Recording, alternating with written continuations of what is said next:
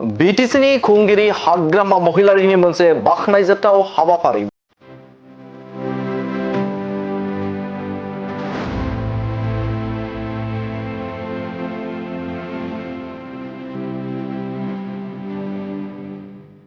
बे समाव जागायजेननो हमबाय बिटिसि ओनसोलाव जौगाथायनि माखासे अन्थाइ खाम्फा गायसननाय। मैयानि सानावबो बे समाव बिटिसिनि गाहाय खुंगिरि हाग्रामा महिलारिया क'क्राझारनि गुबुन गुबुन जायगाफोराव बे समाव अन्थाइ खाम्फा गायसनदों आरो बेनि अनगायैबो गुबुन गुबुन जिल्लाफोराव चिरां आरो उदालगुरियावबो आरोबाव गोबां बिथिंजों बे समाव गायसन जागोन जौगाथायनि बिथिंजों माखासे मानि जे अन्थाइ खाम्फा होनानै फोरमायथिदों बिटिसिनि गाहाय खुंगिरि हाग्रामा महिलारि बिथाङा। मैयानि सानाव बिटिसिनि गाहाय खुंगिरि हाग्रामा महिलारि बिथाङा केडिएसि आव गासै जे फुटबल स्टेडियाम लुफुंनो थाखाय 20 कौटिनि अन्थाइ खाम्फा गायसनबाय आरो बेनि अनगायैबो दतमायाव फुटबल स्टेडियामनि थाखाय 15 कौटिनि बे समाव अन्थाइ खाम्फा गायसनबाय आरो बेनि अनगायैबो कालुगावआव हेन्डलुम टेक्सटाइलनि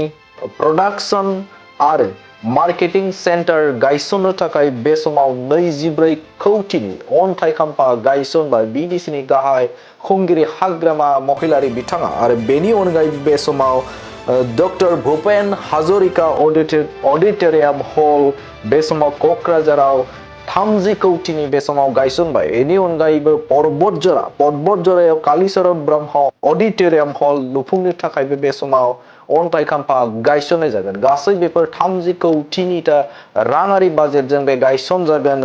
पर्बतजरायाव कालीचरण ब्रह्म अडिटोरियाम हल, काजलगावआव गायसन जागोन जोहोलाव प्रेम सिंह ब्रह्म अडिटोरियाम हल आरो बेनि अनगायैबो अदालगुरियाव जोहोलाव नीलेश्वर ब्रह्म अडिटोरियाम हल गायसन जागोन। बैफोर गासैबो 30 कौटिजों बे समाव गायसन जागोन होननानै फोरमायथिदों बिटिसिनि गाहाय खुंगिरि हाग्रामा महिलारि बिथाङा। बे समाव रायखांनांगोन बे समाव गेलेनाय बिथिंखौ जौगाहोनो थाखाय दतमायाव फुटबल स्टेडियाम प्लास गेलारि लुफुंनो थाखाय 15 कौटिनि थाखाय मैया अन्थाइ खाम्फा गायसनबाय आरो बेनि अनगायैबो कालुगावआव हेन्डलुम एन्ड टेक्सटाइलनि प्रडाक्शन एन्ड मार्केटिं सेन्टार गायसननो थाखाय 24 कौटिनि राङारि सेंसन खालामनानै मैया अन्थाइ खाम्फा गायसनबाय आरो बेनि अनगायैबो केडिएसि आव फुटबल स्टेडियाम लुफुंनो थाखाय बे समाव 20 कौटिनि राङारि अनसुंथाइजों बे समाव अन्थाइ खाम्फाखौ गायसनबाय बिटिसिनि गाहाय खुंगिरि हाग्रामा महिलारि बिथाङा।